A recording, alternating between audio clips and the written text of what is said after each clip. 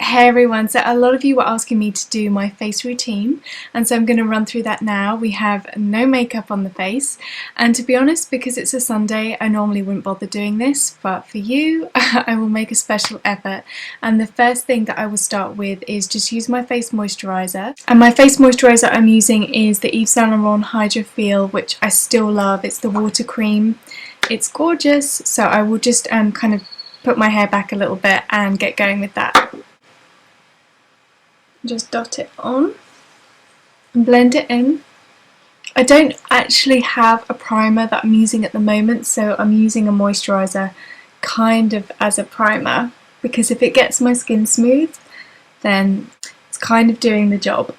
And I have actually been using an eye cream, and I've been using the MAC Moisture Lush, which I got a while ago and I've used quite a lot. So I'm just gonna dab it under the eyes because this kind of reflects light, so it's quite good as a day cream. Tap, tap, tap, done. So I've let all that set in for a couple of minutes, and I'm just going to start with the next item, which is the Makeup Forever Full Cover Concealer, and I have this in number 6, and I got this a while ago. It's still probably my favourite concealer ever because it's quite thick in coverage but blends really easily, and on days when I can't be bothered to wear a lot of makeup, I will just wear this in my problem areas and then a bronzer over the top. But I'll just show you where I put it. I just take a tiny amount and I dot under the eyes, around my nose, and then if I'm spotty I'll put it on my chin as well, but I'm okay at the moment. So just as I did with the eye cream, I'm kind of just gently tapping it in, and it takes a while to kind of tap a product in, but it's so much better than just stretching your eye. I'm just going to review in the mirror and see if I look normal. So onto foundation, I'm using Bobbi Brown Moisture Rich foundation. I use one pump for the whole of my face, and I normally blend it with my fingers, but for the purposes of this video I will use the Sonia Kashuk blending sponge because it's really easy to work with, and I got this from a swap that I did with Kerry of Glimmer Gloss Glow. So I just squirt the foundation out. You get quite a lot in one pump. Take a Q-tip and then I just dot it around my face, like so. Just take a mirror so I can see what I'm doing. So as you can see, I kind of just put it everywhere. Take the sponge and then I just basically roll the sponge over my skin.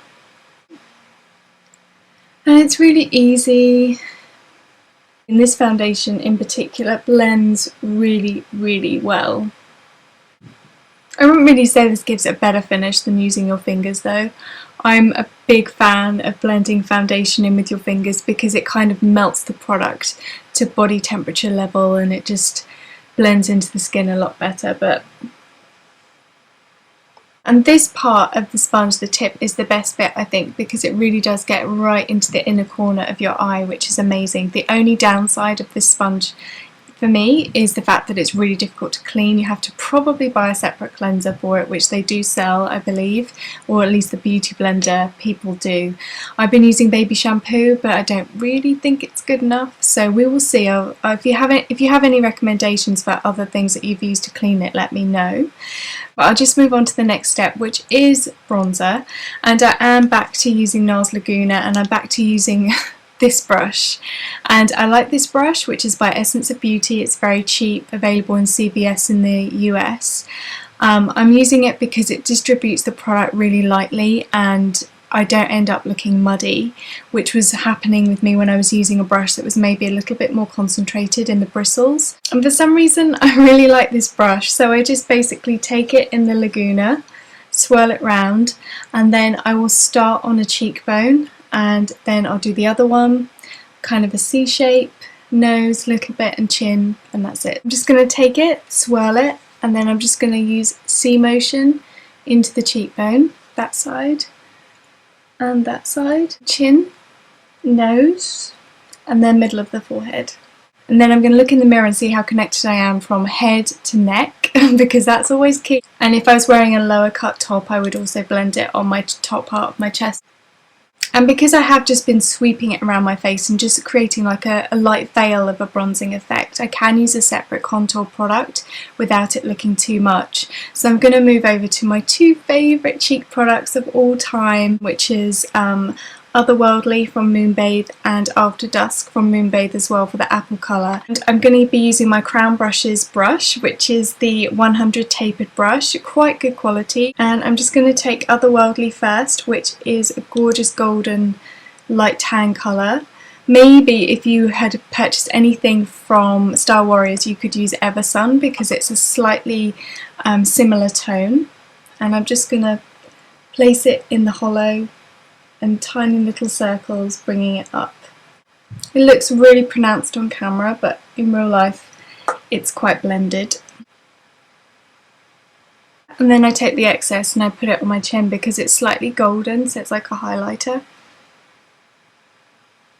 Excuse the hair, by the way, I'm trying the no heat challenge. I'm not using heat on my hair, and we're into week 2 of that challenge.